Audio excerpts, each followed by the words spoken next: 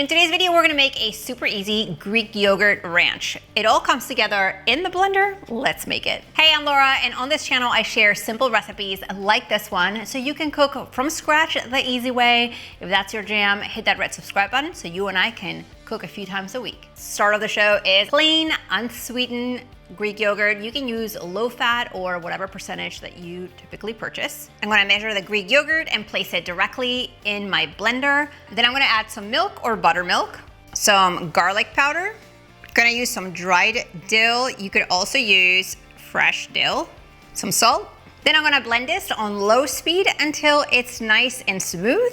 Check it out. So now the Greek yogurt ranch is ready, I'm going to add some fresh parsley into it. You could also use dried if you don't have fresh herbs, but I just love the freshness and the flavor that it adds. So I'm just going to chop some right here on my board and then add it directly into my jar.